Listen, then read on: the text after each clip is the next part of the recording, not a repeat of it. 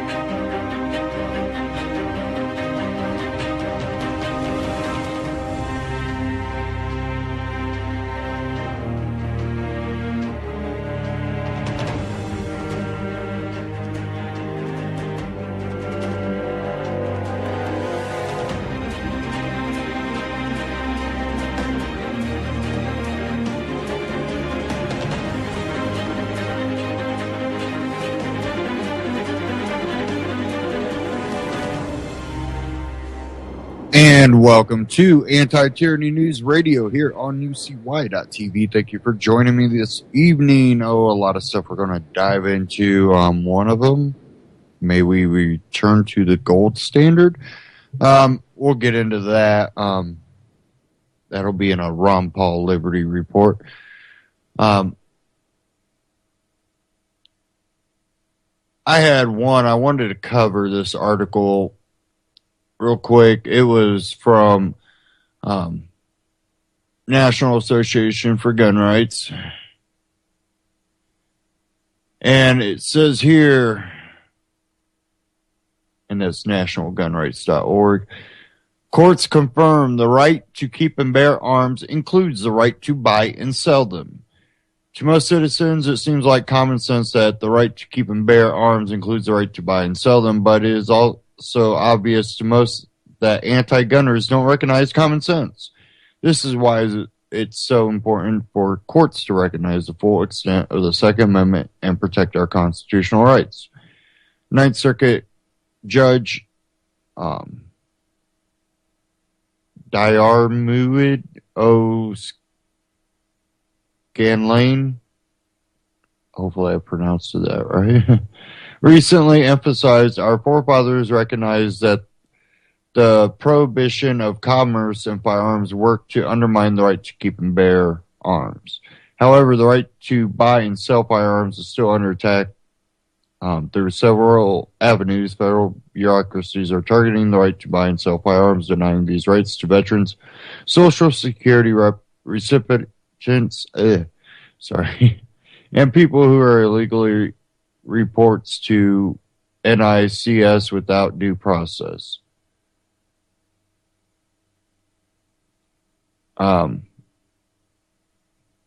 Senator Rand Paul has introduced a bill that fights 5 different gun control schemes at once, including the VA gun grab, Social Security gun grab, and illegal reporting to NICS. Breitbart reports the U.S. Circuit Appeals for the Ninth Circuit ruled Monday that the right to bear arms has historically included the right to acquire them and remanded the case of Teixeira versus County Alameda to the lower court. Teixeira revolves around Alameda County zoning rules for incorporated areas that not only require a gun store owner to obtain requisite local, state, and federal permits for the business, but also make sure the proposed location of the business is not within 500 feet of a residential zone district, elementary, middle school, or high school, preschool, or daycare center, other firearms sales businesses, or liquor stores or establishments in which liquor is served. Now, I urge people to go check out the bill that Rand Paul has introduced and look into that. I think that if we get someone from the Democratic side, I think we will be looking at some type of gun ban or restriction on guns. And with Donald Trump, I have no clue. We hope not, but it's not guaranteed. Do we really know who Donald Trump is when it comes to stuff like that?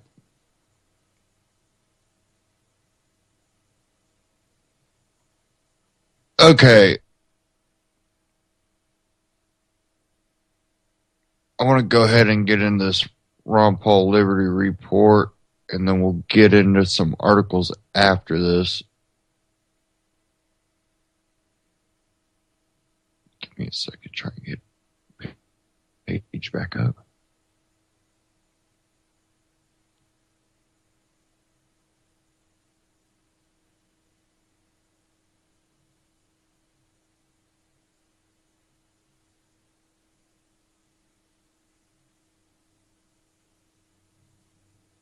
Okay, here we go.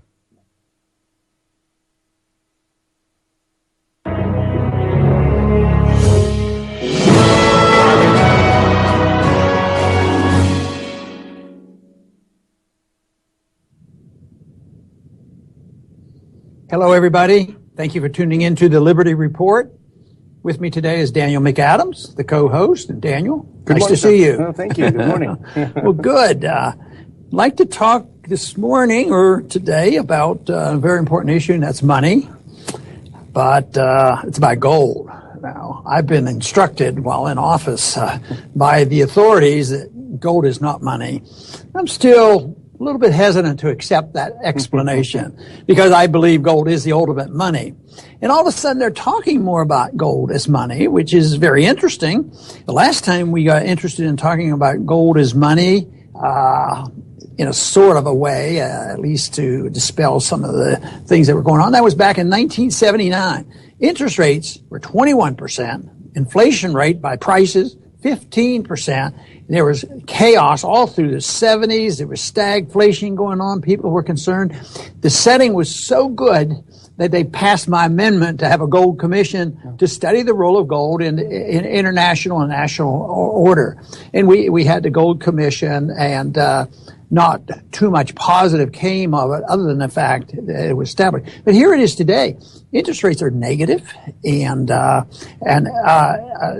you know, there doesn't seem to be, you know, tremendous price inflation, a lot more than they admit, but we certainly aren't having the government CPI admitting a 15% increase in prices. But all of a sudden, they're talking about a gold standard and the pros and cons, and sometimes I think there's more cons than pro. But a major article appeared in Bloomberg that caught the attention of a lot of people. Gold bugs or not, the people who hate gold all of a sudden came out to blast this whole notion. But the title of the article was sort of a takeoff on current politics. The title was "Make America Gold Again," and it calls for a favorite controversial standard or back. So what do you think about this? Do you think there's anybody serious up there? We could speculate a little bit about motivation. We're sort of the suspicious type that wonders about some of these things and what the real motivation is behind the scenes. Well, I think if you're interested, like we are, in media and how media is a tool of propaganda, looking at this article and the contents and especially the headlines, it seems to me as if they are recognizing a very strong undercurrent in society. And you've said this many, many times, the real malaise among Americans. They know something's wrong, but they're not sure exactly what it is. I think that explains the Donald Trump phenomenon and to an extent the Bernie Sanders phenomenon, which I think are the same phenomenon in different parties. But look what they do. They take an undercurrent that's running heavily in society, and they pretend to cover it while at the same time ridiculing it by making it look like it's just this part of this whole Trump thing. Oh, all these kooky people following Trump, they're interested in gold. And then the people they quote in the article are the experts who actually hate gold. Look at someone like George Selgin from Cato, who says, the gold standard is like Humpty Dumpty, you can't put it together. So all the experts that they quote are against it. So it seems like a kind of a con job. Yeah, did they concede that I might have been on the right track, or did they sort of ignore that point? Well, you're mentioned as a footnote. You were the standard bearer of gold. You had been, and sort of buried at the bottom of the article. So they don't want to deal with the philosophical points that you made. Yeah, and we don't have to worry about that because if gold is money, and history is correct, it's been around for 6,000 years, gold wins out. And they do make a lot of fun of this. And one of the arguments is, why have gold? It's inert. It doesn't earn money. And stocks and bonds, they can't possibly, there was a recent article in the Chronicle, Houston Chronicle, they can't possibly compete because over long term, stocks and bonds are the place to be. And yet, if you look at what's happened with gold, since the Federal Reserve was created, the gold went from $20 an ounce to $1,800. Now it's $1,300.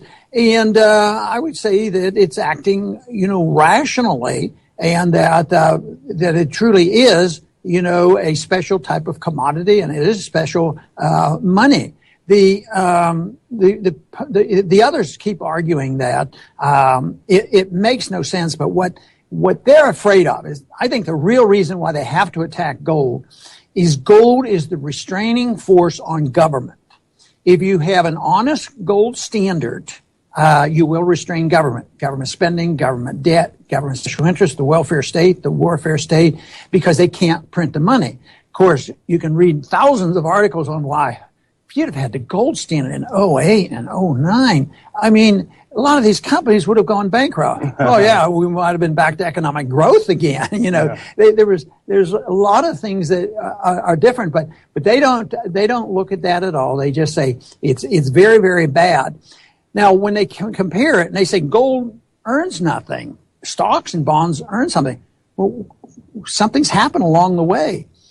If you put your money in the safest investment in a dollar savings, a paper saving, you put it in a CD or a treasury bill, and you get negative interest rates, and you have the inflation factor to deal with. You have taxes to deal with, so it's very negative. How can they say that is worthwhile compared to the fact that, at the beginning of this century, gold was $300 an ounce. And, the Bush wars were ushered in, and look, it's gone up 600%, up to $1,800. So it is just utterly silly to say that it's just a commodity and no special, no difference. Gold is not money, and therefore it would only hurt the people, because how would it preserve the financial market? But my suspicion is something you alluded to, is the people know there's something going on. They might not understand it completely, and we certainly don't understand the timeline for this and when it's going to happen. But anybody who understands anything about monetary policy understands that you just cannot create money out of thin air endlessly and think it'll maintain value. I think even kids understand that. But you mentioned something earlier that's really interesting, and I think maybe you can extrapolate a little bit more on it. The article was somewhat silly because they made fun of some of the important ideas, but they did have a chart. And if we could actually put that chart up, gold versus monetary supply, the money supply out there, and I think that actually tells more of a tale than anything else. Yeah, now this one is recent and it has a point, but you could find a chart someplace where it doesn't go so smoothly. So sometimes gold doesn't go up like you think. Money supply is increased and gold doesn't respond immediately. But this one is rather dramatic because this was getting out of the major crisis in 2008. We knew there was tremendous amount of debt and malinvestment and bankruptcies, and somebody had to be rescued, and it had to be Wall Street. So if you look at the blue line, and it's crawling along there at the bottom, but if you look about 2008, it was around $800 billion. That's the monetary base. And that's when they had to increase the base. And usually when you increase the base of money, it will expand into M1, M2, and M3, and people will be reassured and they go back to economic growth. That hasn't happened. So the worse things got, the more they printed. But gold, under these circumstances, definitely responded, because at the beginning of the century, gold was $300 an ounce, and look at where it's gone. It is dramatic, and that might be just really the beginning of a curve. And right now, I think the blip on the white line going up at the end is gold now up near $1,300. And I think that's going to continue, because they are not giving up on this, and they will be the bailing out of anybody and everybody. And the frustration I have with the campaigns going on, nobody talks about it. You know, what should they do with interest rates? And you know, whether it's Trump or Sanders, they're not going to allow the market to set interest rates, because there's some pain with that, and they're not going to have that happen. So they're going they're going to insist the Fed keep interest rates low, or it's going to hurt the economy. But guess what? Keeping the interest rates low really hurts the economy. That's probably one of the more frustrating things about the Trump campaign, because early on, not long ago, he said something about what a bad job Janet Yellen's doing and how he needs to get in there and sort out the Fed when he's a president. And then just yesterday, he said, that's not one of my priorities. I think she's doing an okay job. So on one hand, he makes it right. Maybe someone calls him up and says, you know, take it easy. Don't push this, you know. But the other thing I wanted to ask you about, and this is not the gold standard or physical gold, but this really went across our radar screen the other day, and it is about gold, which is the news about George Soros and how he switched his positions. George Soros is no dumbbell, and he's not a libertarian. His goal is not liberty. Mm-hmm. His goal is to take his $24 billion and turn it into $34 billion. He's smart and shrewd, understands the gold, doesn't care about gold standards restraining big government because of his own personal belief.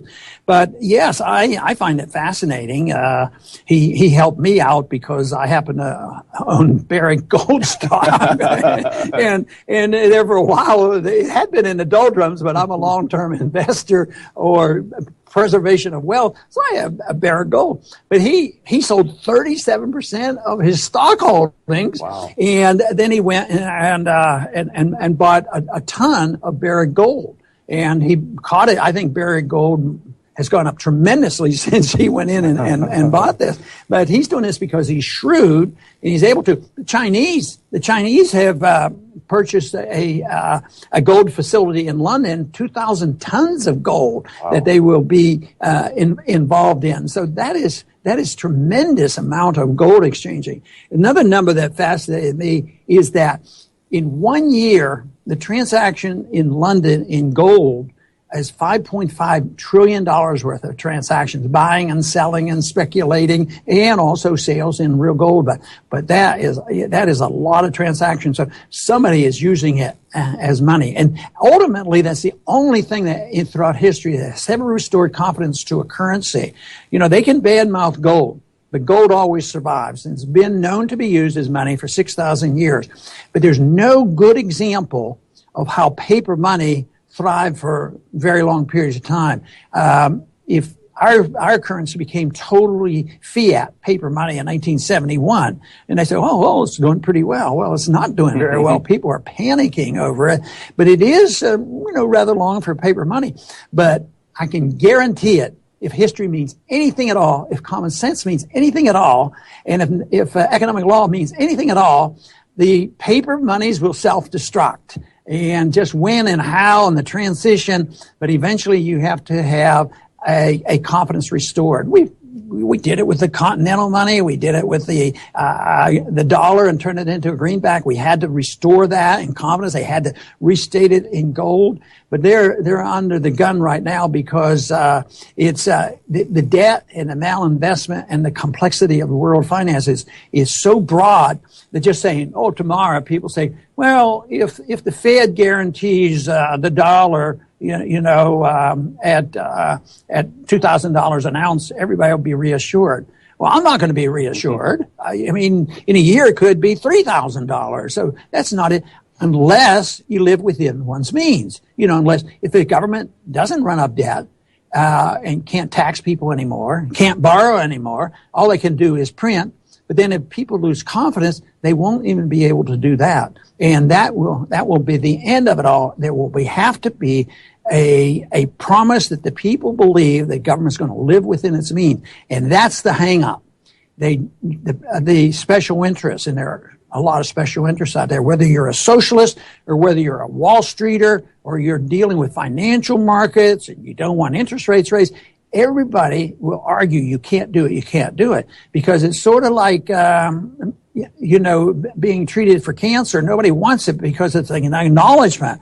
But if you don't get the treatment, you destroy oneself. The patient gets destroyed. In this case, it'll be the economy that's going to get destroyed. Yeah, and there's one other segment that you forgot to mention, people who don't want to deal with reining in the currency, and that's the military-industrial complex, the warfare state.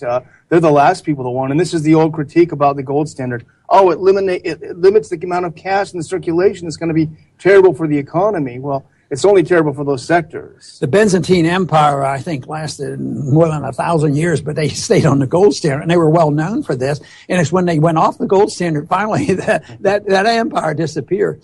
I remember the private conversation I had with President Reagan. I was flying in a helicopter from Treasury out to the airport, out to Andrews, and he knew I was coming. Matter of fact, I was coming from a Gold Commission meeting, and we talked. And he knew I was interested in it. And he said, there's. His statement was, "There's never been a country that I've never been a great country that abandoned the gold standard that remained great." And we're still great to a degree, but we're greatly in debt, and we're much closer, to the financial collapse. But I think he basically understood this and had respect for the gold standard and why it restrained. But that's the most important thing about the gold standard. It restrains government growth. You can argue all the economics, a better economy, and no inflation, and all these things. But I argue that the most important thing is you restrain government. Because once you can fool the people for a while and you can keep printing money, that was the reason Bretton Woods broke down. We were printing money an ounce, and they want their gold. Then they had to give up, and we had to close that system down. So it doesn't work. So governments can keep running their welfare state, and they can run their warfare state, and of course destroy productivity because they destroy the whole idea of interest and savings. And that's where we are today. We have a shrinking pie.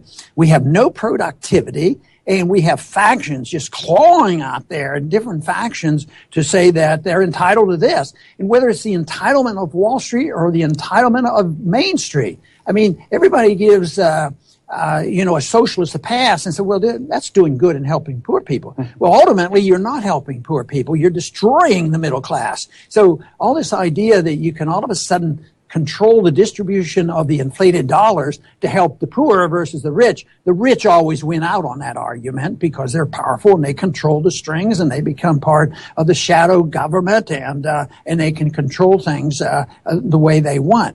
So it to me is an attack on the people. It's an attack by big government, and we get involved in wars, but we lose our civil liberties too. All you have to do now is think about TSA.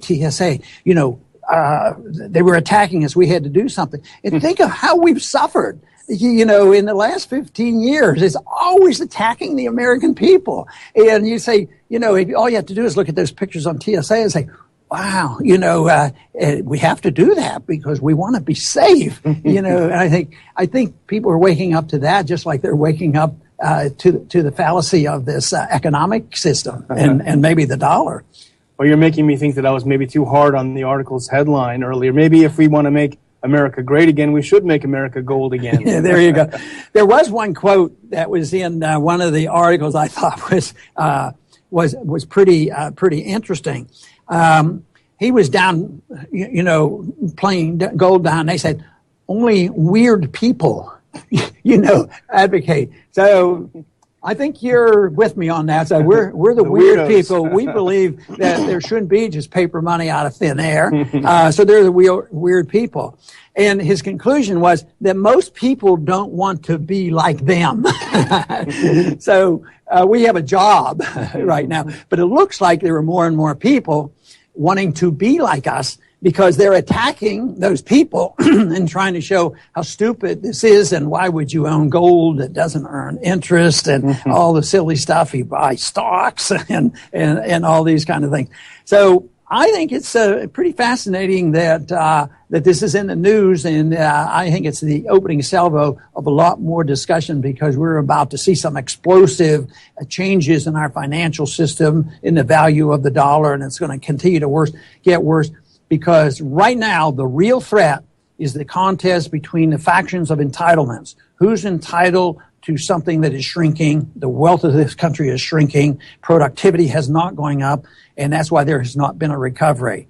We would not have to go through this. Would it be a panacea with a gold standard? No, it wouldn't be. And people use this as to point out, well, gold standard always failed. And it has failed frequently because the governments deliberately made it fail. You know, we were on a pseudo gold standard all through the time since we've had the Federal Reserve, and the Bretton Woods was pseudo gold, and they kept printing money, and it failed. So it's the abuse of the gold standard that makes it fail. But if you have an honest gold standard where you take a power away from the government ever to monetize, which is a major task because there's always the special interest that will abuse the current system that we have or even a gold standard. But the reason why gold offers more protection is it always has to be a gold coin standard. So if the people become a little bit concerned, they should be able to take their paper money, put it in the bank, find out if the government is honest, and find out if they really have the gold. It is under those circumstances that we could restrain government. I do want to thank everybody for tuning in today to the Liberty Report. This is a subject, of course, which fascinates me because it's related to our economic policy, our foreign policy. It is related to our civil liberties and what freedom is all about. And to pretend that we can have the politicians in secret declare by fiat and computers what money is, and the people don't have a vote, always fail. And that's what we're involved in now, is in the midst of this failing system. And this is the reason they're forced to be talking about the gold standard. Even if they come in a little bit closer and want to use gold, believe me, they're not anxious to have an honest gold standard. And that is the reason that we have to continue to do the work we're doing to educate people and the coming generation on how important monetary policy is if they're interested in living in a free country. I want to thank everybody for tuning in today to the Liberty Report. Please come back soon. Ron Paul Liberty Report on YouTube. Check them out. Subscribe. RonPaulLibertyReport.com. Check them out. Okay. Give me a second while I switch these tabs over here. Okay.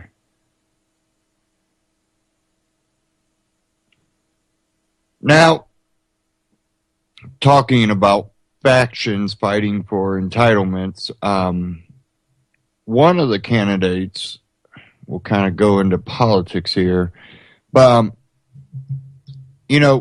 people go, do you really think the gold standard is legitimate? Gold is, it's just a rock, and one of the points that he made, it's something that's thousands of years old. 6,000 years it's been used as currency. Another thing is to look globally. Everywhere you go, gold is valued. Even though most people would shrug at gold or silver, in your everyday life, people you run into, they go gold, silver, I don't get ounces of gold or silver, they just kind of look at you weird. But when we were on the gold standard, one of the analogies Ron Paul has used in the past is, when your dimes were made out of silver, you could get a gallon of gas for that dime, 10 cents a gallon.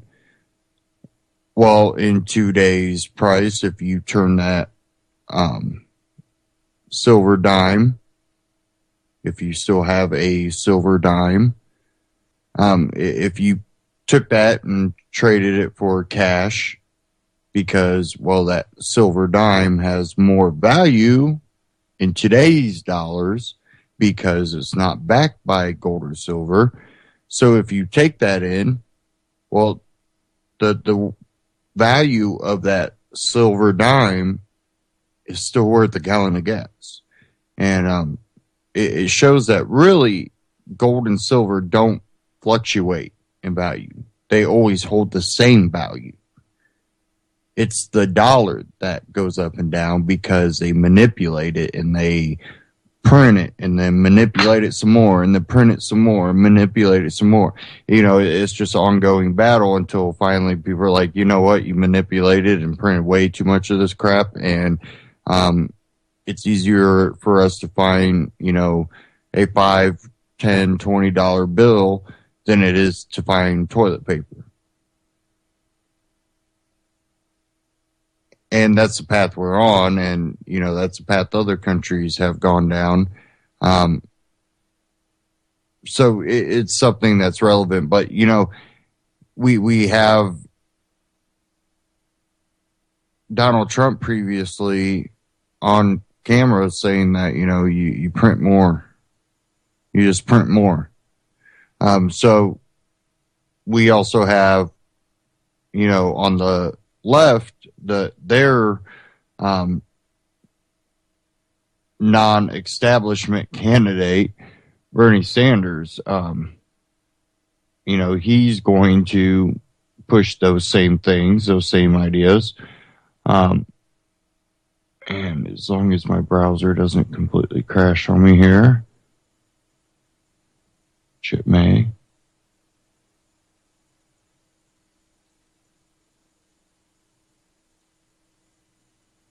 There we go.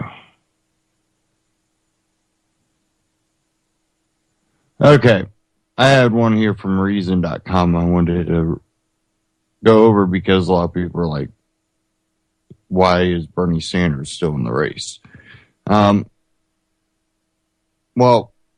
technically, even though Ted Cruz has suspended his campaign, he's still able to get delegates, and they are still, in a way, making it known that, hey, you know, you could still vote for me.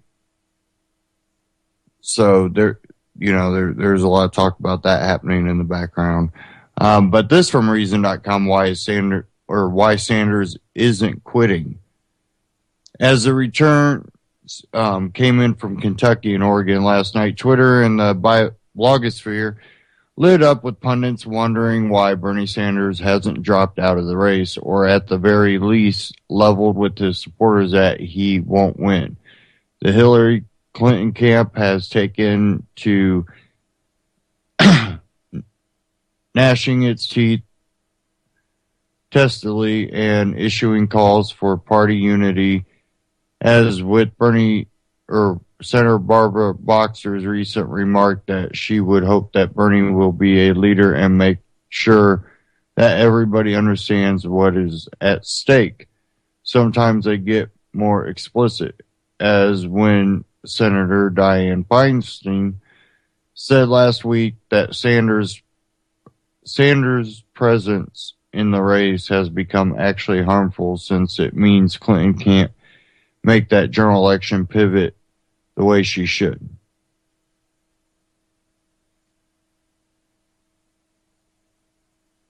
Okay, did it freeze up again on me?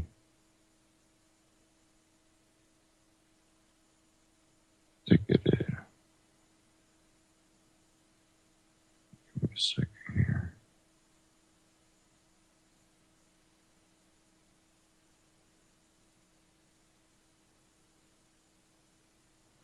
Okay, there we go. The pivot, of course, is the moment a candidate stops pursuing her party's base and starts chasing the mushy moderates. The pivot is precisely what Sanders wants to block. It is true that Bernie Sanders is almost certainly not going to be the Democratic nominee. It is also true that he almost certainly didn't expect to be the nominee when he entered the race, and that he has done far better than almost anyone anticipated. He has proven that the Clintonites can't take this wing of the liberal universe for granted. So why, just when the party leaders are becoming actively afraid of him, should he let them take his supporters for granted now? Throughout his campaign, Sanders has presented himself as a movement builder. Well, this is what social movements do. They apply pressure on people who disagree with them. The moment Sanders exits is the moment Clinton stops caring what he has to say. Of course, he's staying in as long as he can. The question here isn't whether Sanders will eventually withdraw from the race. At some point between now and the final moments of the Democratic National Convention, he will. The question is whether his followers will be able to keep Clinton's feet to the fire after his candidacy ends. It'll help that not just Clinton, but Donald Trump is now chasing Sanders' supporters. But eventually the voting will be over and someone not named Sanders will have won. And then they'll have to do a different sort of pivot from election year campaign to ongoing movement. What then? You don't have to be a Bernie backer to be interested in the answer. Any ideologically driven campaign, any campaign with an aim larger than installing a particular politician in office will want to watch and learn.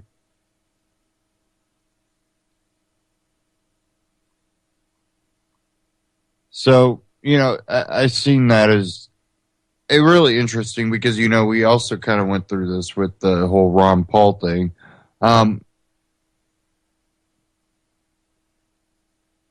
And even today, we still are talking about the Fed, and it's really become mainstream, where you even have people on the left talking about the Federal Reserve.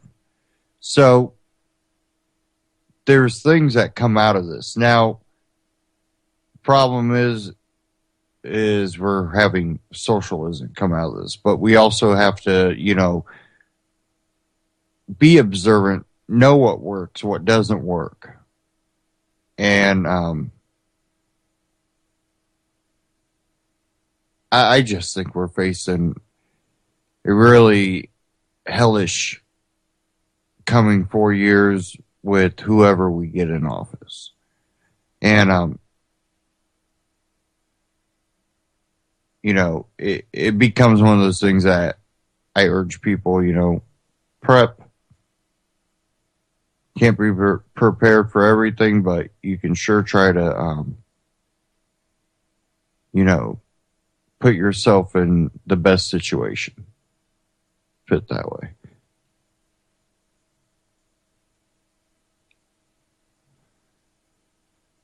Okay.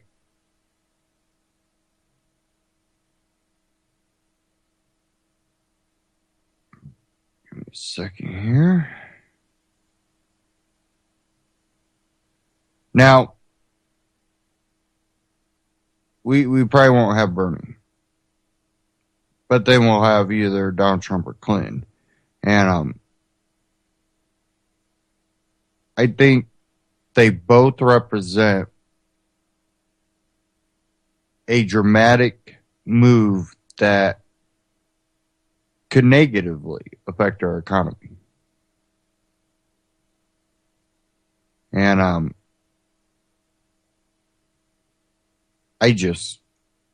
I'm looking at everything that's possible.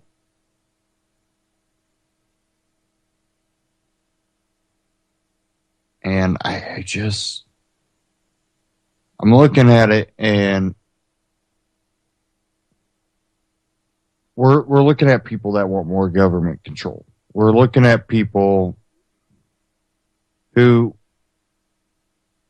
want to grow government. And like we know with the private Federal Reserve, which our government allows to dictate our monetary policy, basically, gave up their responsibility. One thing Ron Paul mentioned in that Liberty report was the TSA. And I had a clip here from We Are Change, why and how we need to end the TSA right now. And we've seen a lot in the news about O'Hare. They might have the worst, but many airports are far behind. And of course, they want more funding, and for we can have more screeners and more stops that we have to take on our way through this airport, or what's going on here. And does it really make us safer? But I want to go ahead and get into this clip here from We Are Change.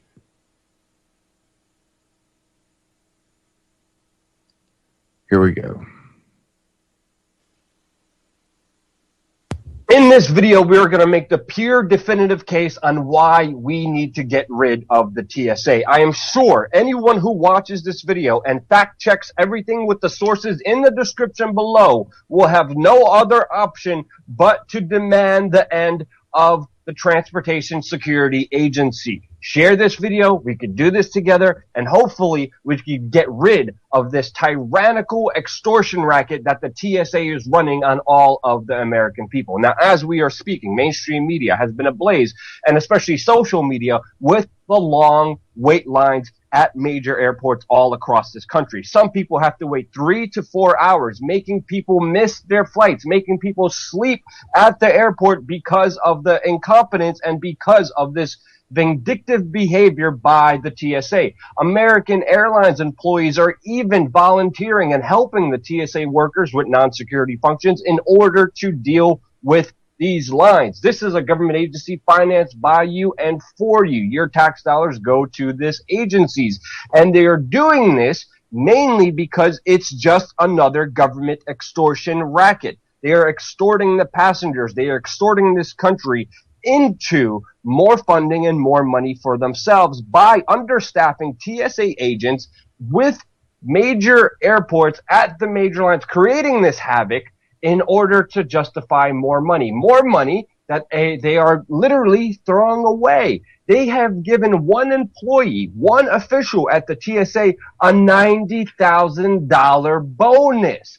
To a failed institution that can't even do their job properly, officials are getting $90,000 in bonuses for failing at the function that they're supposed to be doing for us. Congress has even just shifted $34 million for the TSA. But the bigger game here is in this extortion racket, the TSA wants you to go for their paid pre-check program. They want you to pay for them on additional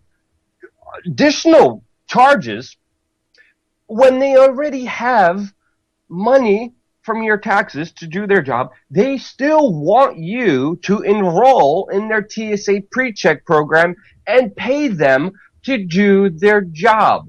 Another pure outright extortion racket, which is an utter flaw, because the TSA pre-check program that they're pushing for right now for all Americans to sign up for has major privacy concerns. When you sign up for this program, people are saying you better keep your nose clean for the rest of your life because they take your fingerprints and they put it into an FBI database. This information that the TSA collects from you and all the other personal information that they gather from you in order to enroll you into their TSA pre-check program is held in a government database for 75 years, which the FBI, state and local enforcement could use at any time to solve crimes for the next 75 years. They are pushing their pre-check programs to third-party data mining programs that could legally sell your information later. They are also wanting to read your Facebook posts and your purchases before they approve. They are spying on everything that you are doing, and they could take away this program away from you at any time that they deem to do so. They could deny you and not even tell you why they denied you if you are not even a criminal. It is an outright government-sanctioned fraud to take more money away from you. Meanwhile, they get more money from your taxes from public funds. It is just another extortion racket that they're using right now by undermanning their security checkpoints in order to create these long lines, in order to create a demand for you to pay them to spy on you. This is actually what's happening right now. And why are they doing this when everything the TSA does is just security theater? They had undercover agents sneak in bombs and weapons, and 95% of the time, these undercover agents who were testing the TSA security got through.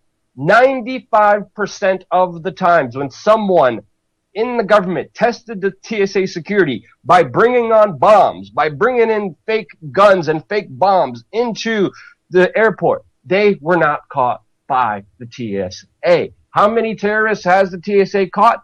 Zero.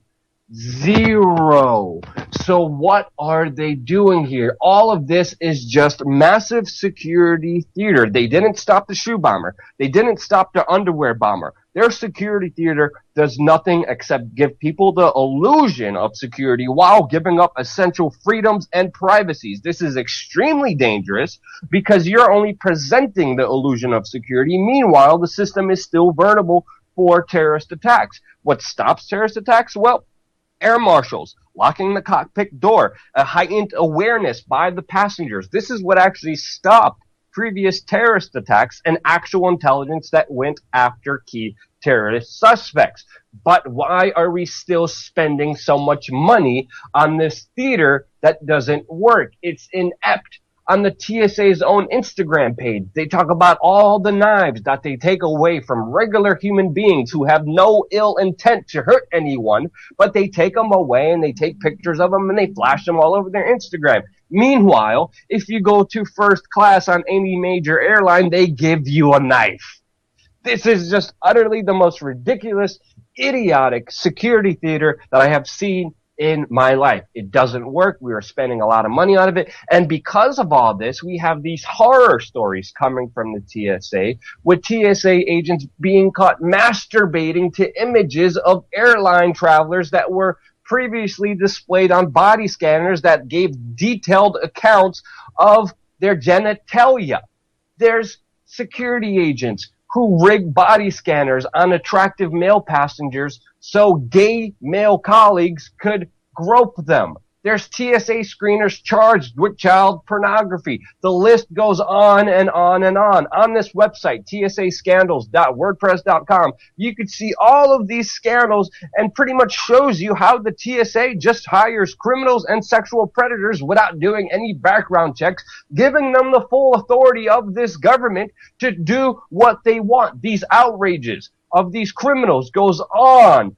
This page is massive. It will take you 2 days just to look at all the violations, all the thefts, all the sexual predators and sexual crimes that the TSA has committed on its own people with public funds.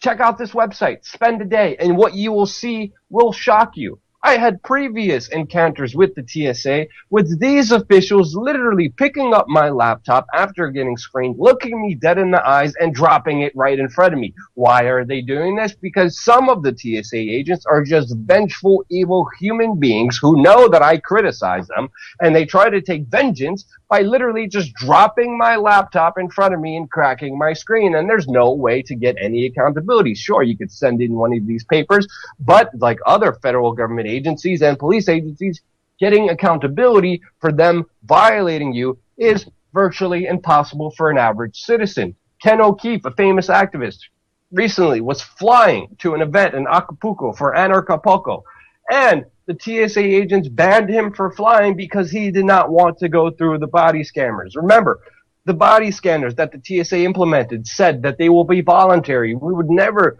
violate your rights. We would never have to make you choose to get a full naked body image scanner under the old scanners. We would never do that. And now they just made it mandatory, and they could kick off anyone who denies being able to go through one of those body scanners. Again, going back on their promises, lying, violating your freedoms, violating your privacy, violating your rights.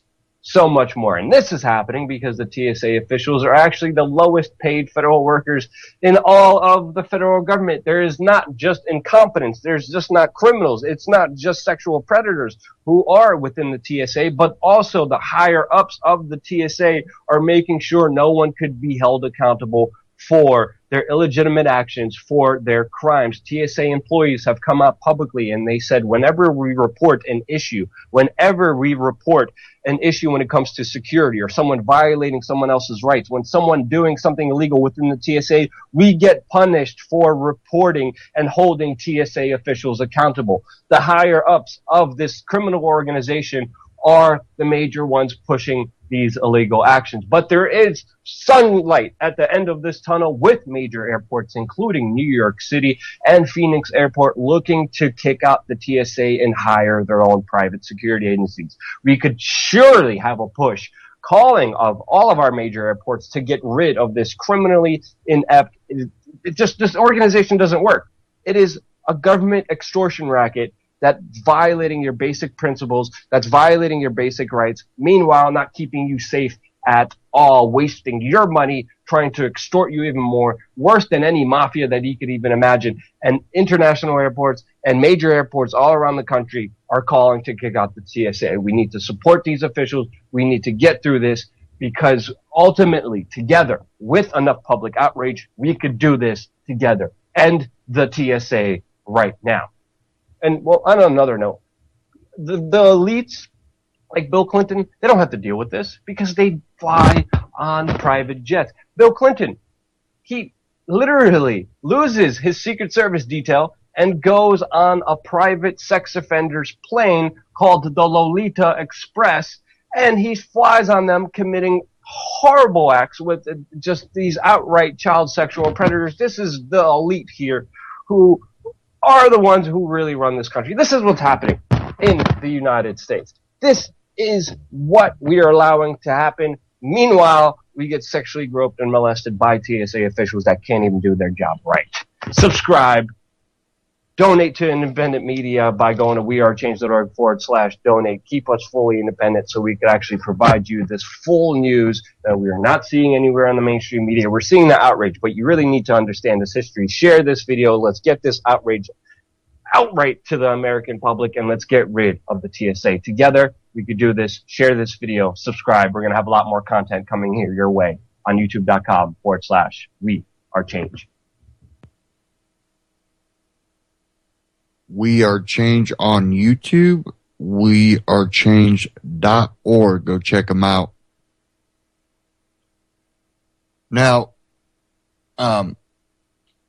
when we look at the TSA being someone that's gone through that crap, if anything, it makes me feel less secure than more secure. I think I feel more secure when I go through an airport and I don't have to go through checkpoints. And, you know, I feel like there's danger when you are checkpointing places. And the reality of it is, one, it, again, doesn't work. They tested it, 95% fell. You know, they didn't, you know, notice the fake things.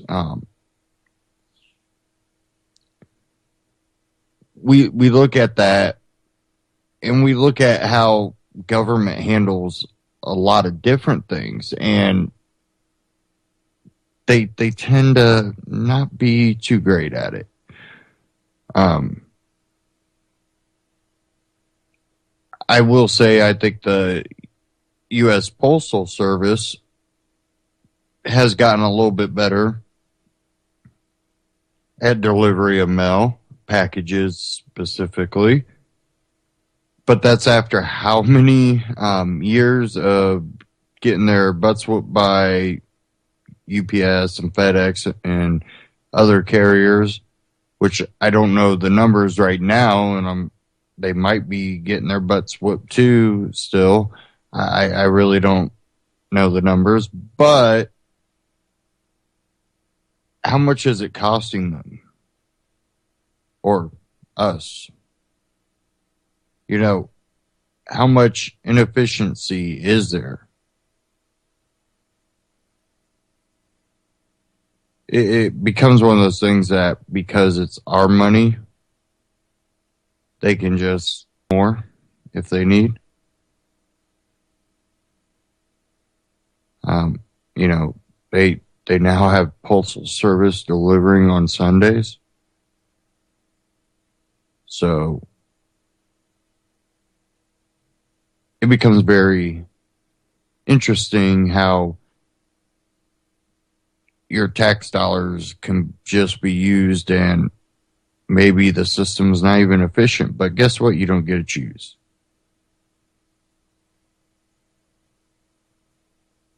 Unlike UPS, FedEx, you can go, you know, I'm not shipping my stuff through them. They never get my packages to my customers on time. I'm taking my money elsewhere. With the U.S. Postal Service, you could do that to a point, but again, they can get funding. So when they're basically not making money, they're taking money.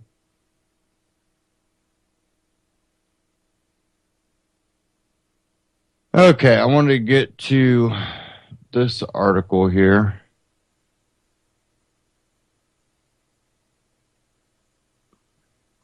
And I do have the clip here. But of course, it is 2 hours long, so I'm not going to be able to play it. But here's everything you missed from the RT Libertarian Party debate. This is from a libertarianfuture.com. Unfortunately, Gary Johnson, Austin Peterson, and John McAfee each had separate reasons that they could not attend the RT Libertarian Party debate. Therefore, the presidential debate already announced the network called in the second string of candidates in 4th, 5th, and 6th place. Kevin McCormick, Daryl W. Perry, and Mark Allen Fieldman showed up in Washington, D.C. to debate and explain why they would be better presidential nominees than the three candidates in the top tier. Some made compelling arguments, while others sometimes justified why people think libertarians are crazy overall, though the RT Libertarian Party debate was more great exposure for the movement. This debate was the second one in a series hosted by Tyrell Ventura and Tabitha Wallace. That also featured a Green Card Party debate, and what the party's presidential debate there was one clear standout who appeared presidential. Their party's 2012 nominee for president, Dr. Jill Stein. While her policies were no less radical than the other two candidates, she at least presented them in a way that lessened the blow. Jill Stein did well as the face of the Green Party during the debates and would be a great nominee for their party once more. Kevin McCormick took that same professional approach during the RT Libertarian Party debate. He presented his ideas in a reasonable fashion designed to connect with independents and grow the party. Instead of talking about obscure constructs, McCormick related to those that feel let down by the two-party system. He proposed solutions that a majority of Americans could realistically get behind: cutting taxes and spending while protecting individual freedoms is a palatable way of explaining the Libertarian Party platform. If there was one candidate on the stage that deserved to have been in the top tier Libertarian Party debate on Stossel, it would have been Kevin McCormick. If you would like to expand that top tier inclusion with two candidates, then you could add Mark Allen Fieldman as well. While he may not have been able to demonstrate much support in our own polls, Fieldman is a fair debater. His performance during the state Libertarian Party conventions have been highly entertaining as well, although some of his ideas are unrealistic. For example, taking only $5 campaign contributions, he explains them in an appealing manner. Fieldman also presented himself professionally and respected his audience by wearing a proper suit and tie. The one candidate who didn't dress accordingly for the debate was Darrell W. Perry.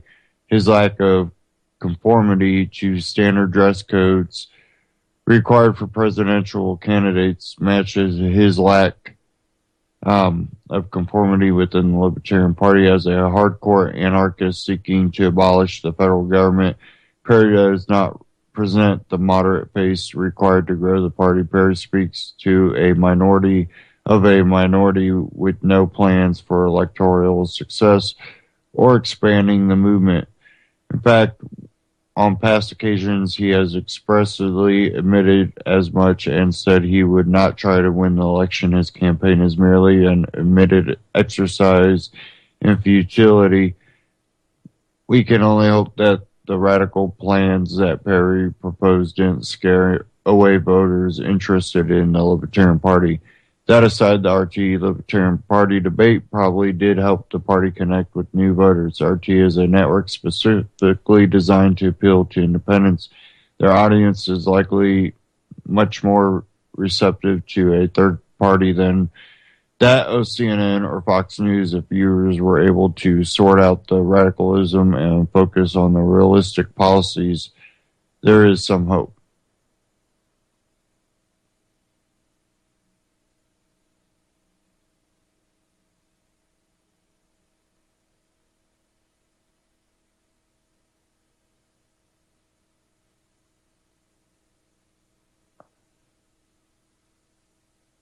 Okay.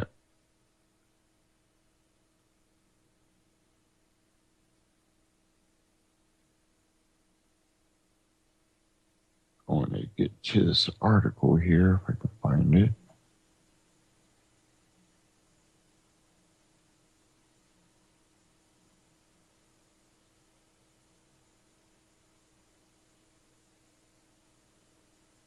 Maybe.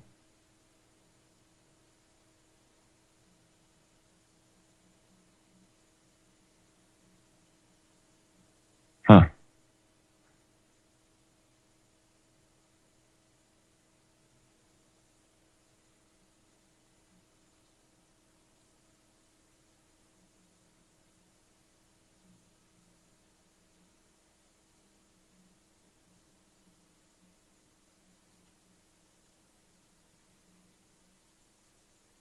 Sorry, guys. Okay. I found it, though. Now, you know, when we look at maybe the socialist approach that we have from the Bernie Sanders side, where you'll get a lot of these people that will go, you know, you ask them, would it be okay for me to say, me and my buddy here to say this other buddy has a right to take money out of your wallet to pay for that homeless guy's meal over there? You'd be like, no. Then you go, would it be all right to vote for a presidential candidate that will raise taxes to take money out of your paycheck to pay for someone else's wants or needs? Yeah. And you're like, okay, what's the difference? Well, government, you know, you need government to do all this stuff for you. Who's going to build the roads? How about whoever the community hires to build the road? We've seen it actually happen. Then we've seen the government get mad that the community did something on their own without government. They tore it up and redid it and charged I think the construction company or someone got in trouble and had to pay money for it. So, yeah. Well, the socialist path, let's see. Oh, yeah, Venezuela. I have an article here from Breitbart. Crisis in Venezuela reaches apocalyptic proportions. And there's a lot of reports coming out of Venezuela.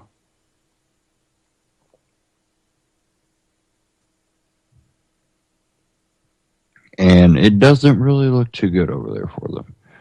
But here, the situation in Venezuela has been steadily declining in the past couple of years, but in the past few weeks, it has become so dire and disturbing that scenes coming out of the socialist country are said to mirror the apocalypse. News reports have surfaced of people having to eat their own pets in order to survive due to lack of food in the country. Currently, 75% of Venezuelans live in poverty, a stunning increase from the 25% just 2 years ago. Because, well, who's going to do all the work when everything's given to you? This rapid poverty rate increase is a reflection of the precipitous disintegration of the political and socio-economic state of the country. On May 13th, the current embattled president, Nicolas Maduro, signed a 60-day state of emergency decree on TV, and shortly after accused the United States for ordering a coup against him and his government. U.S. intelligence services predict that it is unlikely that Maduro will finish his term as president. All the political infighting within the country has overshadowed the dire situation that the people of Venezuela find themselves in. Local pharmacies and supermarket shelves have been looted and depleted. Meanwhile, the stores that still have food and medicine have lines that go on for days. Food rationing only allows individuals to go to the supermarket on certain days dictated by government-issued IDs. The government is incapable of providing for those most basic human needs. There's videos below that shed light on what citizens have to endure on a day-to-day basis. And there's a whole bunch of Twitter videos coming out. It says, however, the threats to the country go far beyond the shortage and rationing of food and medical supplies. Although Venezuela sits on some of the largest oil reserves in the world, it is completely dependent on hydroelectric power. Nevertheless, the lack of rain because of the El Nino weather system this year has forced the country into a drought that has resulted in a lack of electricity. As the food, medical, and electric situation worsen, the social order in the streets is also rapidly deteriorating. There has been clash after clash between protesters and police. The leader of the opposition, Henrik Capriles, has said that the only thing that can change Venezuela is social explosion, noting that Venezuela is a bomb that could explode at any moment. Breitbart News previously reported the national anti-socialist opposition, led by the opposition members of Congress, have begun an effort to bring Maduro to the polls once again in 2017. Henrik Capriles Radonsky, who lost an election many have argued was fraudulent in 2013, is leading the effort to collect signatures on the group. Through his work, the opposition submitted 600,000 signatures, 200% more than the necessary amount to get the second step of the process last week, and they are currently waiting for the Venezuelan Election Commission to verify the signatures.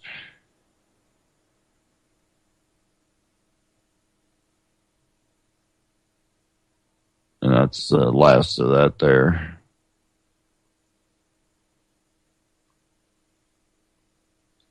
And and that's out of Breitbart.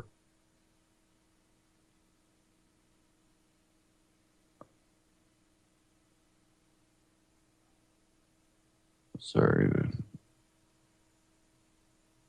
noise in the background if you're getting any of that bleeding through.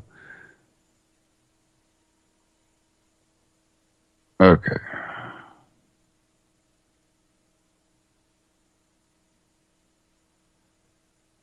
I want to get to this clip if I can find it.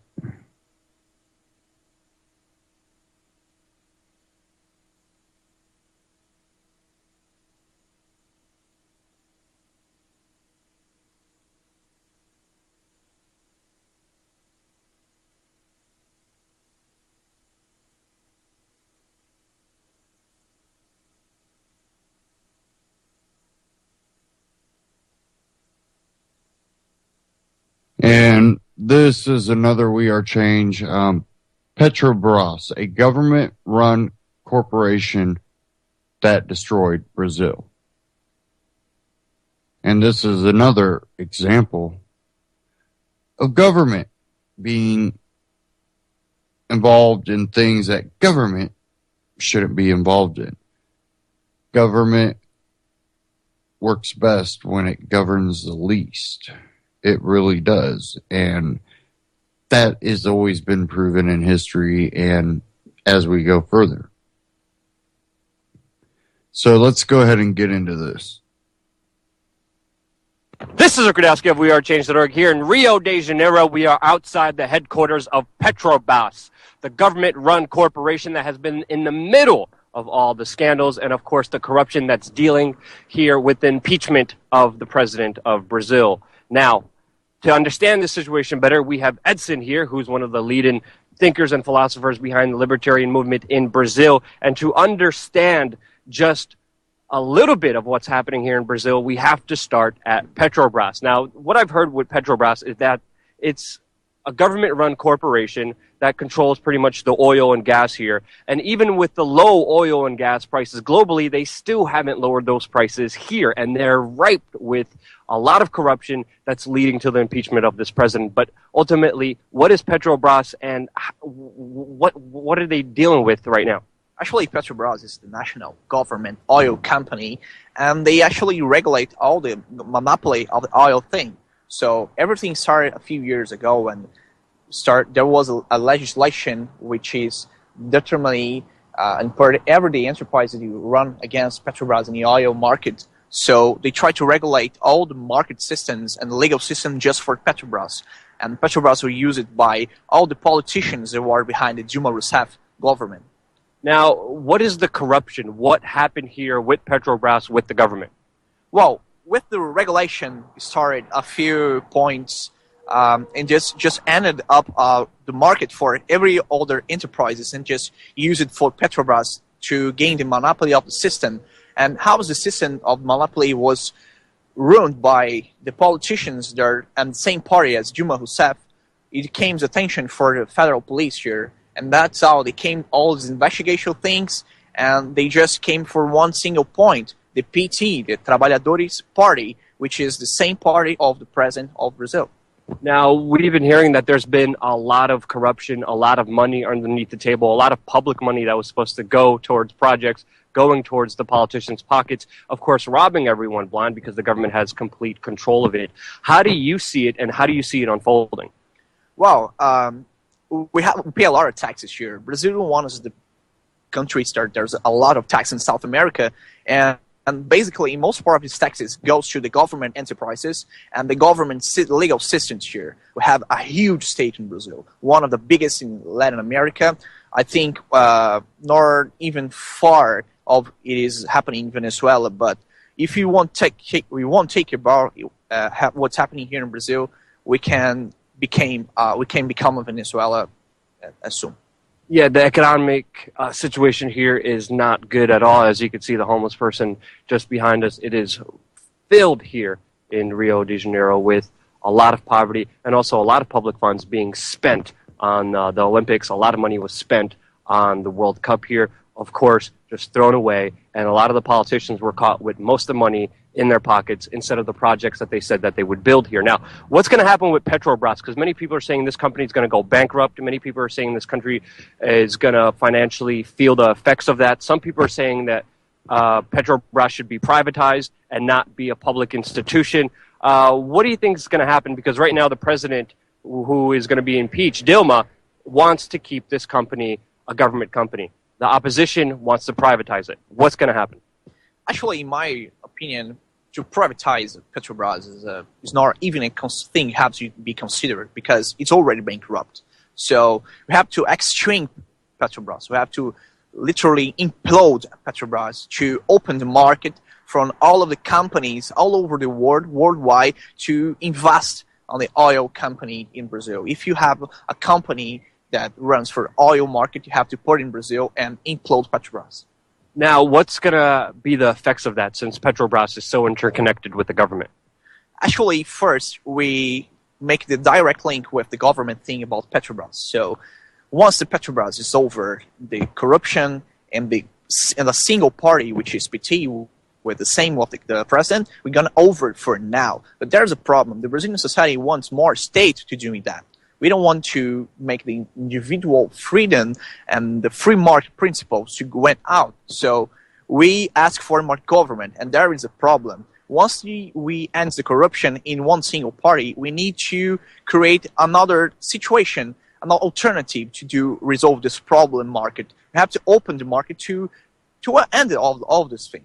Yeah, like you said before, the people in Brazil here hate the politicians, but they love the state, which is a very conflicting view and obviously causes a lot of conflict because the vice president of Dilma would actually take charge when she's impeached, and he is more of a right-wing person interconnected with Goldman Sachs, who wants to make Goldman Sachs pretty much the finance minister here in this country, which leads to a lot of rumors and speculation that this whole kind of impeachment movement, starting off with Petrobras, against this government, against this president, is kind of a coup d'etat. So many people are saying because Dilma, the current president, was actually arresting people for corruption, that Dilma, who actually was implementing kind of liberal leftist policies here, she was targeted by the State Department, which the opposition is in connection here with, and they are going after her because she was doing that. And it's mainly the past president, Lula, who was involved with Petrobras, and that there's not a lot of dirt with Dilma, with Petrobras. But of course, Dilma is protecting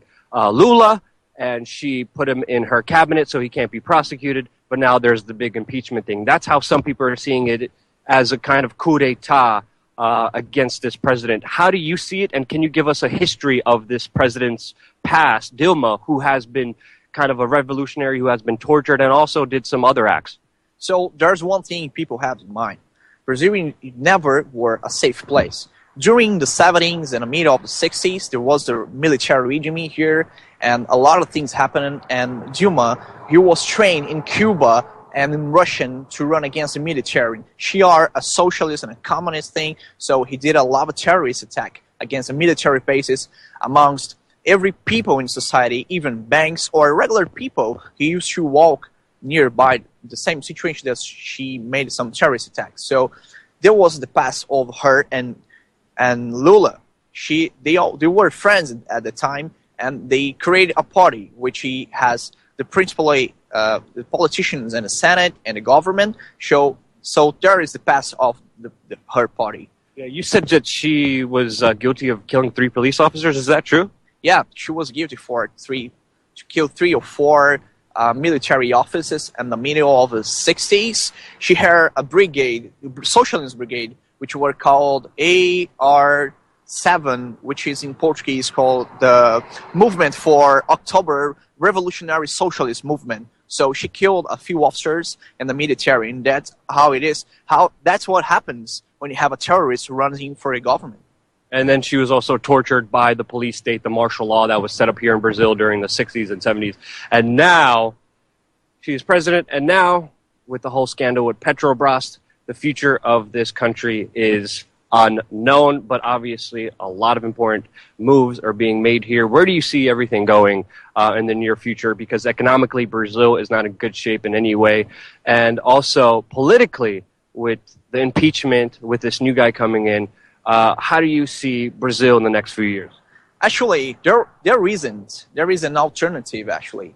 The only alternative that we have is to open the market and transform Brazil in a free country, to invest, to create some alternatives for the free market. That's how we can change Brazil now. We can create a society without the politicians depending. We can create a society without the buildings and the corporation of the state depending. We have to create a free society, and to do that we have to create a free mentality of can be created amongst all of us. So right now the alternative they're imposing to us is to ask for more state.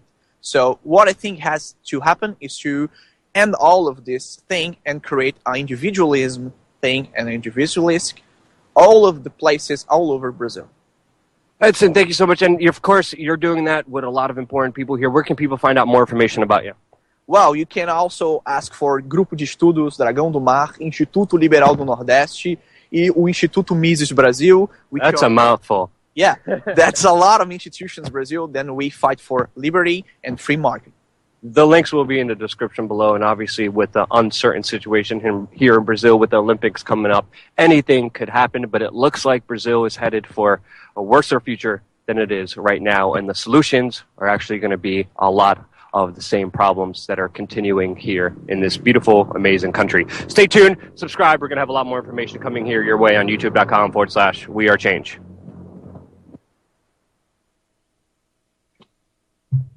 Again, We Are Change on YouTube and wearechange.org. Subscribe and check them out. Great on the ground coverage at a lot of these places and talking about issues that these other countries are facing, that it seems that we're on that path. And the problem is, it always starts off nice. Then it quickly just falls apart. And when our country is so fragile, even us looking better for a short period of time, our fall is going to really, really hurt. And, I still try to be a little optimistic and think, it's not going to be in my time. But the more and more I see things happening, and definitely in the past, you can say about 15 years, just looking back and looking where we're going,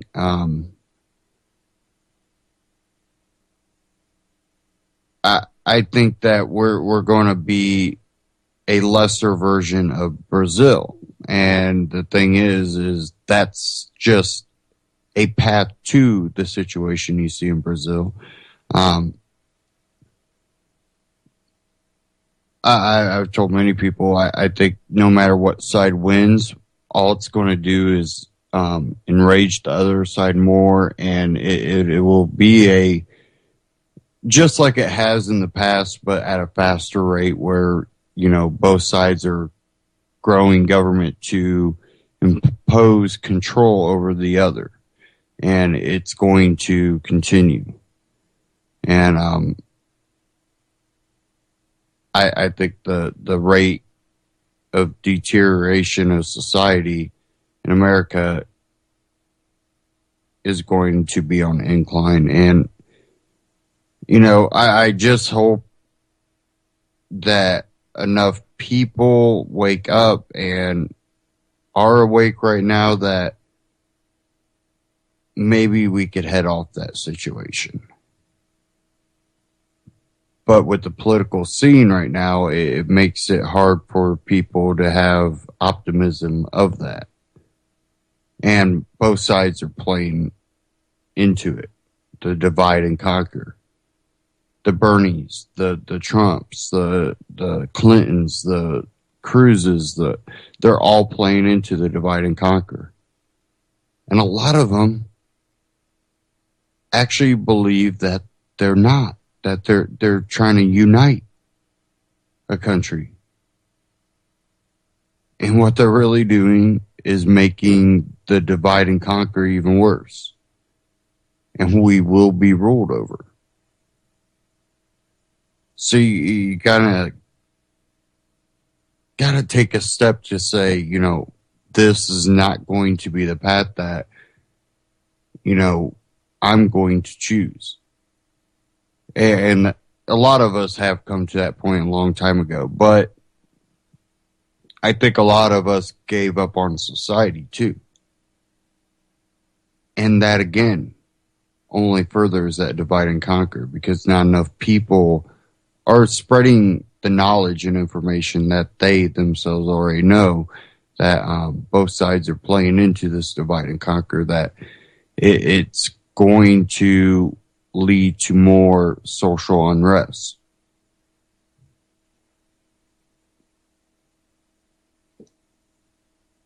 And there's a large swaths of this nation that people have not had to suffer, to the extent that if a lot of this comes to fruition, it's going to be extremely hard for these people to survive.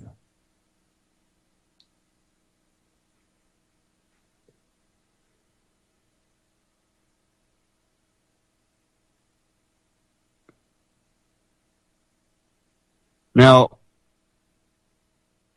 I have an article here from FEE.org, Foundation for Economic Education.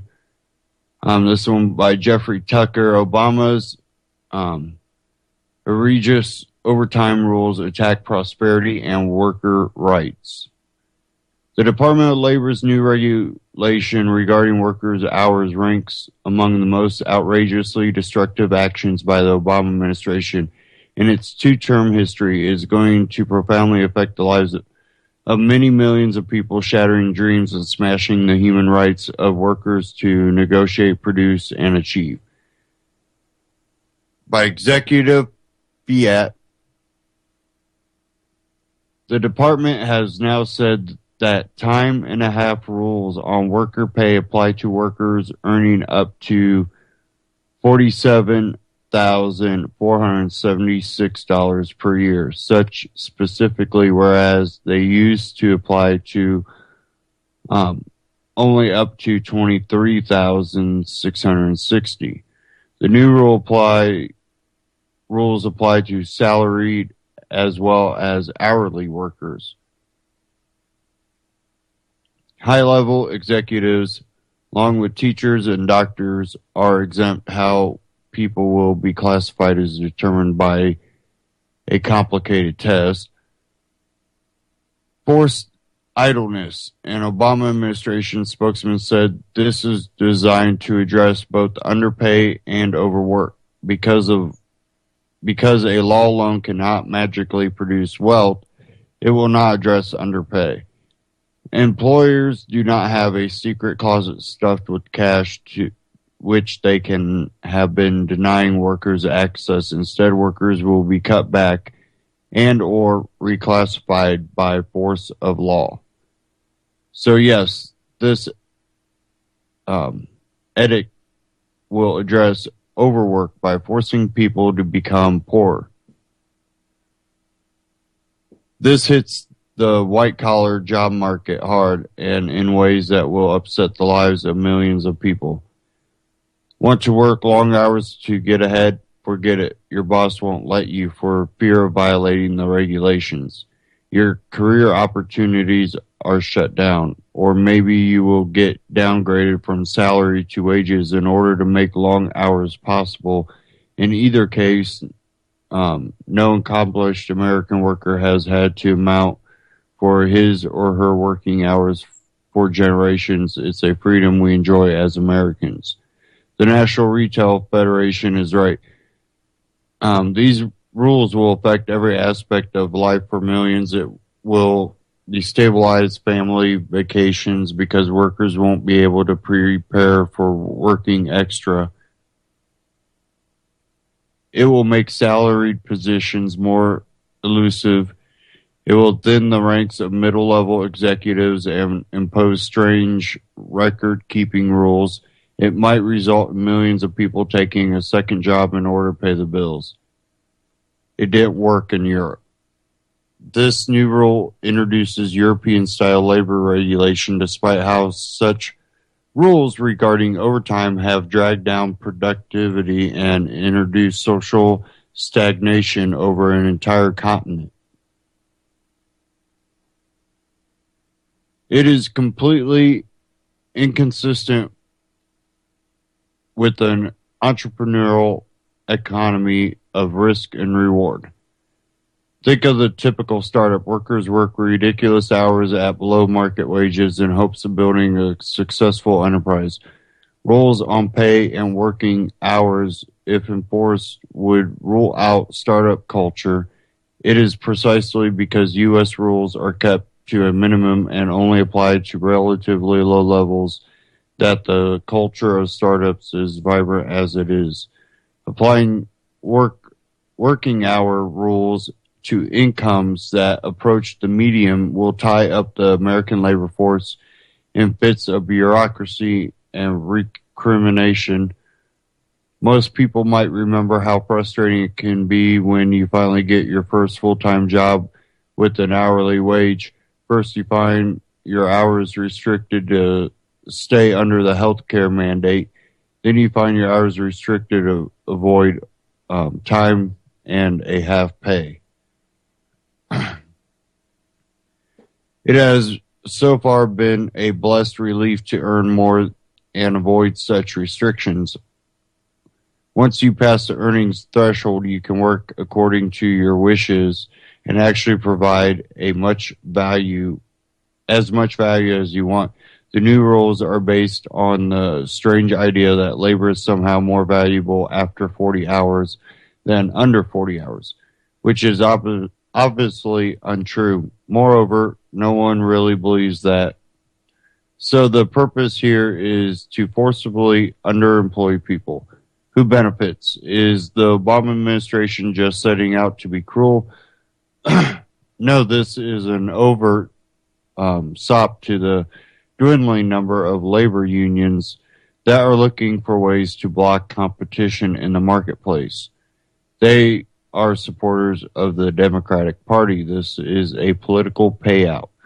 The economic effects of the labor force will be felt only after Obama has left office.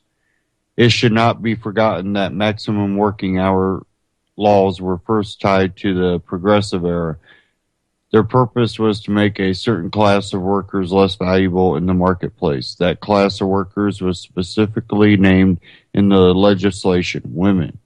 This generation has concern that women were outcompeting men, and moreover, married women are seen as needing to save their energies for propagating the race.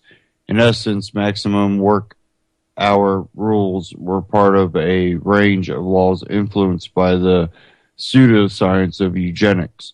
Only later were they imposed during the New Deal as a way of manipulating labor data in a way that appeared to favorable to the party in power. They didn't actually help workers in more than any legislative restriction on worker rights helps.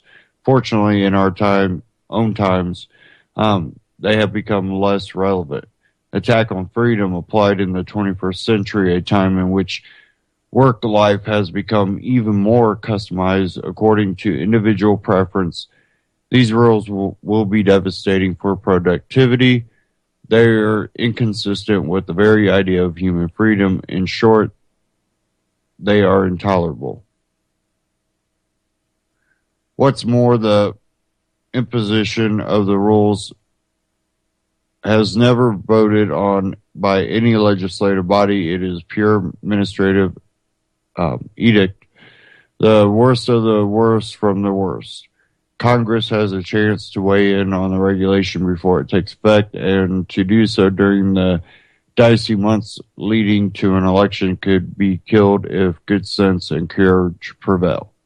Again, that was from Jeffrey Tucker from the Foundation for Economic Education, FEE.org. Go check it out.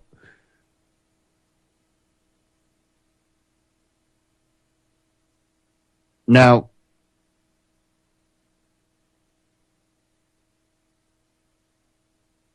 when we see this, you know, we're going to have people go, "Oh yeah, I'll get paid more." No, you won't.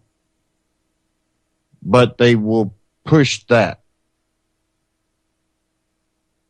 And probably fail to mention the fact about, well, it could prevent you from being overworked. Well, I need to overwork because that pays my bills.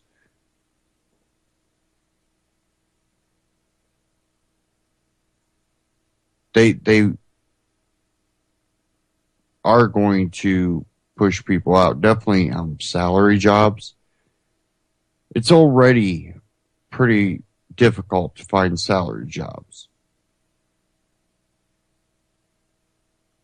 Salary jobs have been falling off quite a bit. They are now having people work hourly in those same positions.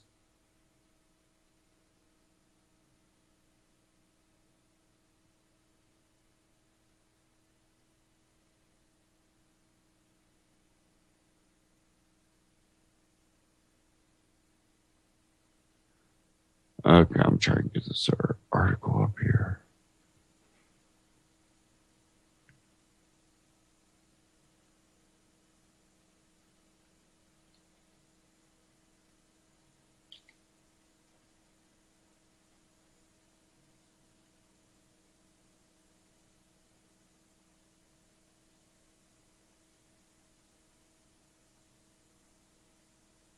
Okay, I want to get into this article here.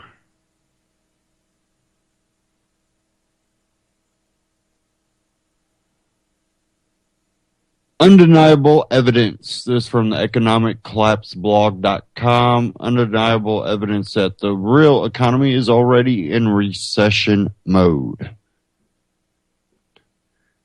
You are about to see a chart that is undeniable evidence that we have already entered a major economic slowdown. In the real economy, stuff is bought and sold and shipped around the country by trucks, railroads, and planes.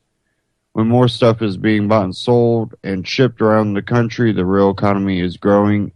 And when less stuff is being bought and sold and shipped around the country, the real economy is shrinking. I know that might sound really basic, but I want everyone to be on the same page as we proceed in this article. Just because stock prices are artificially high right now does not mean that the U.S. economy is in good shape. In fact, there was a stock rally at this exact time of the year in 2008, even though the underlying economic fundamentals were rapidly deteriorating. We already remembered what happened later that year, so we should not exactly be rejoicing that precisely the same pattern that we have witnessed in 2008 is happening again right in front of our eyes. During the month of April, the Cass Transportation Index was down 4.9% on a year-to-year basis. What this means is that a lot less stuff was bought and sold and shipped around the country in April 2016 when compared to April 2015. The following comes from Wolf Richard. Freight shipments by truck, rail, and rail fell 4.9%. Now, I went over this part of this article before. And it was actually a little bit different article, but basically the same. This is something that we've been seeing in other countries, that trucks aren't on the highways as much. Rail traffic is down. Someone had mentioned to me that they were seeing Atlas Shrugged from the movie playing out in real life with, all these derailments, they just see a deteriorating infrastructure, and a lot of the wealthy people are leaving the country.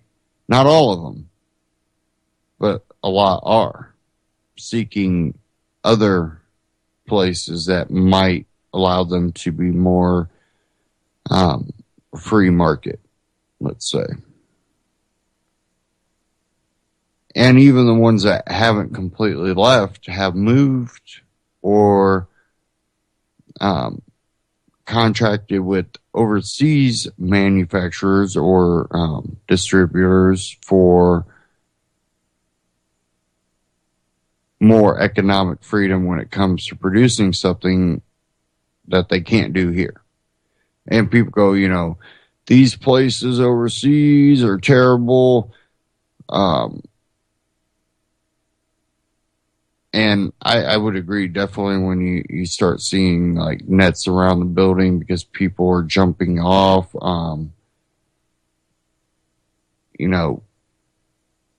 really bad situations.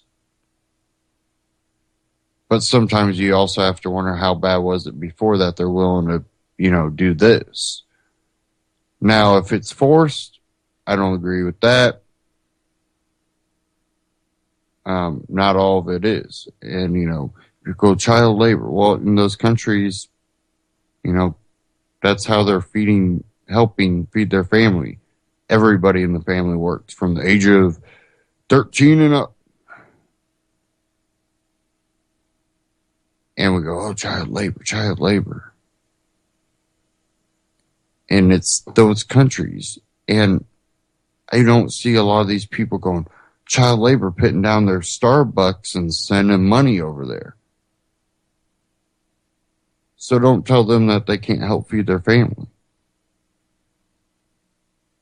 Now, I would like to see it in a situation where if you see a child in any type of work environment, they're like an apprentice working on a specialty trade so they can, get out of school and go into a trade or, things like that. Not a factory full of kids making shoes or something. I don't like that. I don't think that's great, but I'm also not going to tell the kid or, the family that they can't do that, even though that's what helps put food in their mouths.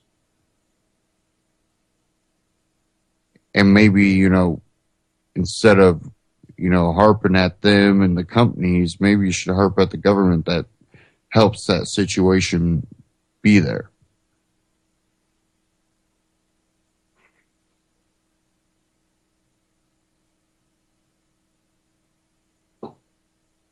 Okay, where are we at on time?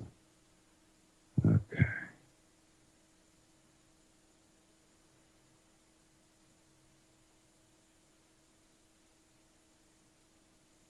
I'm wondering if I can. I'm kind of stuck which way I want to go here, guys. Give me a second.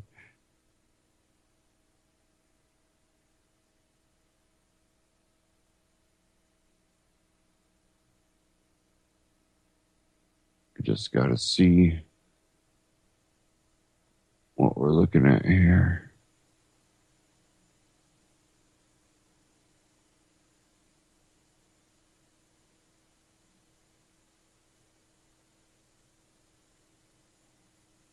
Okay.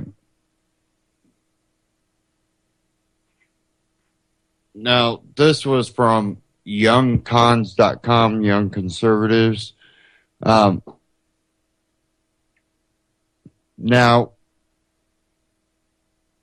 I'm not really in the debate on this whole bathroom issue because I think that there's probably been transgender people using, the bathroom that they look like for a long time. I think it's what's going on here is meant to incite, a divide and conquer, basically. You know, thing I have said many times. But this here, out of youngcons.com, Young Conservatives, Target sales take a dive, lowest since 2014. The news for Target just keeps getting worse and worse as not only their stock has plummeted, they've lost something like $4 billion in response to a boycott over their transgender bathroom policy. It also appears sales are going way down too. Oh, give me a second here.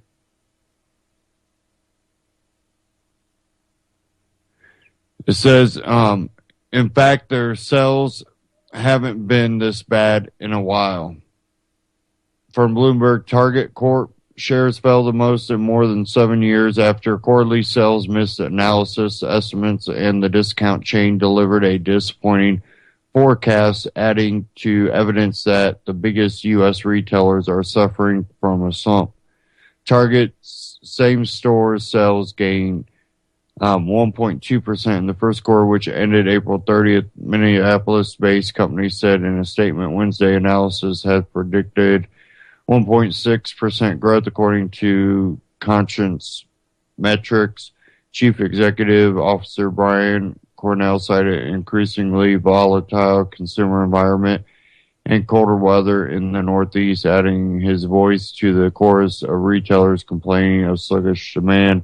As it copes with the slowdown, the company expects same-store sales to range from flat to down as much as 2% in the second quarter, but Cornell said it's too early to tell whether the pullback by consumers will persist through the rest of the year.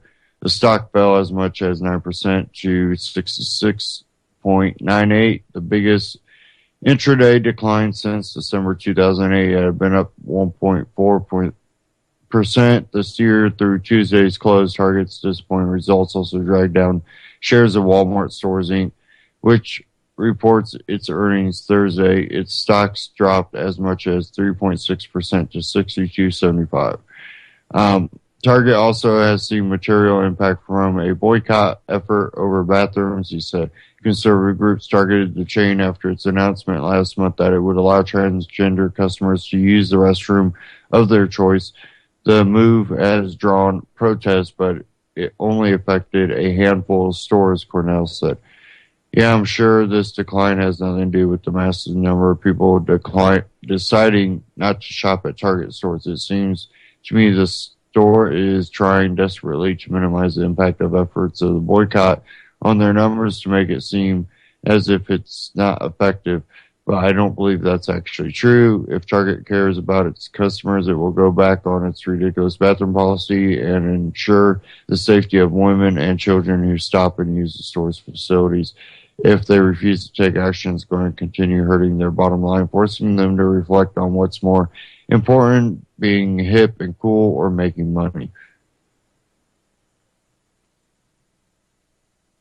And like I said, I think that, you know, a lot of people seen the video of the Congress lady with her transgender daughter that chooses to live as a man, takes hormones, has a beard.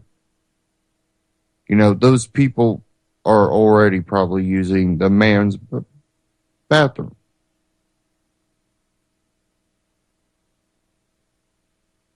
And vice versa. And I think if some bearded guy came in a dress and a blonde wig, and started like peeping around in a bathroom, I'm sure that people are going to, you know, react to that, whether that rule's in place or not.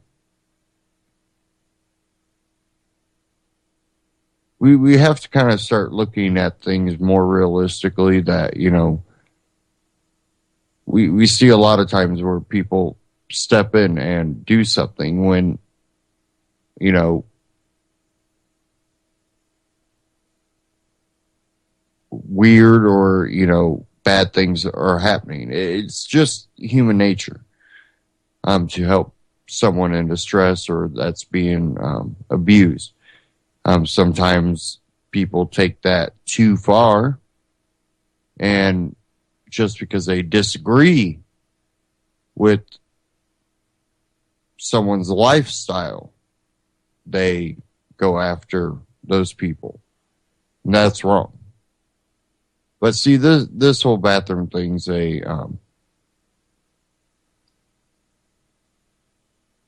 it's a divide and conquer technique. It really is.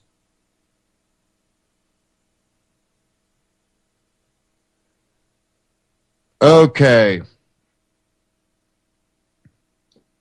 Last article, I'm going to cover this out of the antimedia.org. This is pretty interesting article here. Chemtrails and chill.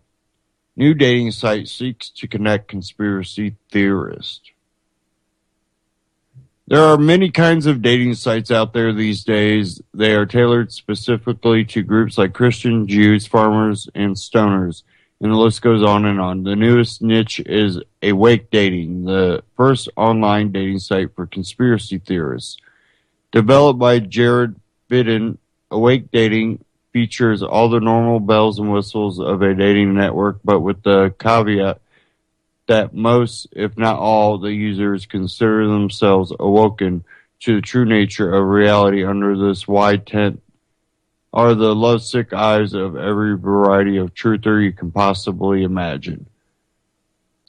I signed up purely for research purposes, according to this article, not me, and soon found myself at an impasse when asked to describe my interests. The list of identifying idiosyncrasies is breathtakingly long, and it includes Illuminati symbolism, underground bases, Freemason conspiracy, Atlantis, UFO, population control, universal consciousness, Boncini sequence, mind control, and magic in corporate music industry, HARP, predictive programming, flat earth, shadow government, Hollywood psyops, mind control, whistleblowers, crop circles, shamanism, ley lines, Planet X Nibiru, nanotechnology, Fukushima fallout, 9/11 truth, Hollow Earth, and dozens more. Bidden, the COO and founder, defines his typical Awake user as one who has investigated and come to his or her own conclusion on a collection of topics and issues, and through this research and critical thinking, he has woken from the fantastic false dream carefully crafted for the consumer. Bidden believes he is providing a service that is desperately needed in today's society. Knowing and discussing socially inconvenient conclusions distance one from most everyone who has yet to engage in their own research. He says, your family, former friends, and colleagues will prefer to brand you as a crack for speaking what you perceive as truths. Fitton believes his site will empower fringe thinkers who have been ostracized from normal social circles because they hold outlandish and stigmatized beliefs that are not part of standard conscience reality. He doesn't even subscribe to the word conspiracy theorist, instead preferring early adopter of inconvenient truths. Even if one is not looking to date, there is an element of world building on the site too. The community features a virtual 3D environment called Awake City, where members can meet each other in avatar form. Now that Awake Dating has passed the beta stage, signups have trickled in at a consistent pace with over 1,200 in under 2 months. There are certainly not Facebook numbers, but most people using the site would likely prefer Awake remain small and organic, unlike data mining Fedbook. Many now issue because of privacy issues. Speaking of which, and in keeping with the theme of the site, let me prefer a final conspiracy What if awake dating is a puppet site set up by the CIA to help identify radicalized citizens? Happy hunting. Again, go check that out at antimedia.org. Again, Chemtrails and Chill, new dating site seeks to connect conspiracy theorists. And, you know,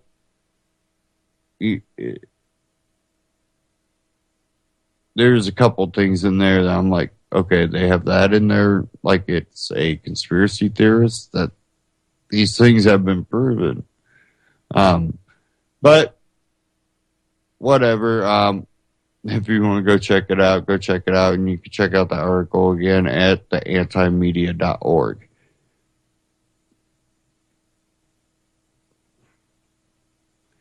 Now, I don't want to forget to mention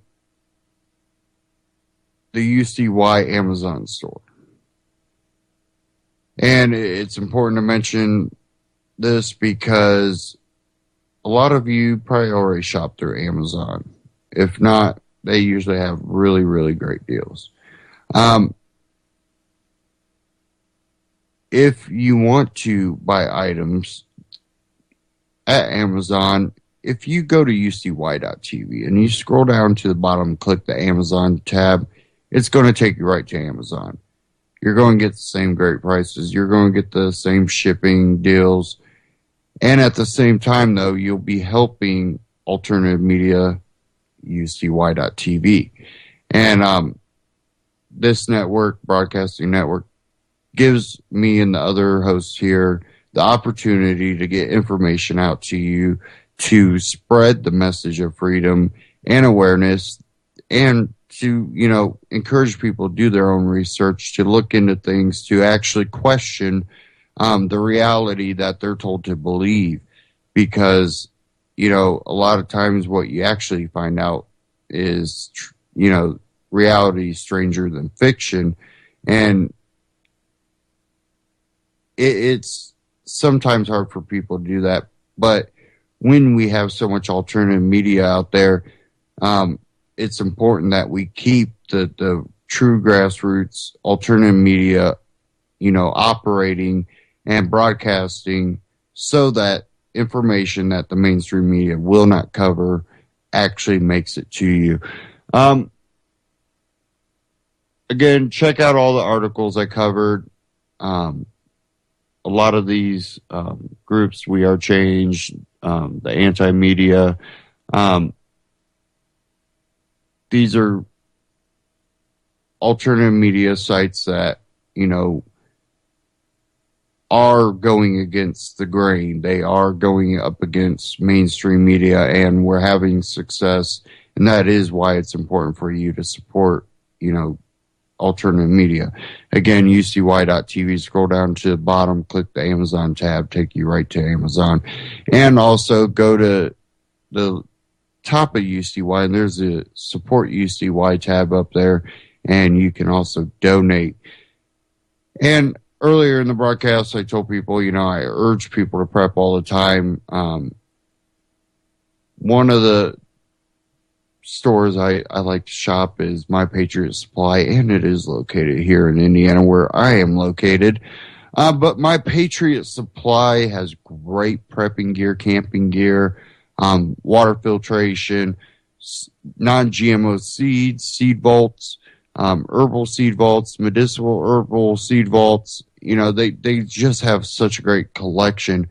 If you go to antityrannynews.com/My Patriot, it'll take you to My Patriot Supply. Again, just like the Amazon link, same great prices, same great shipping rates, and they are superb with their products.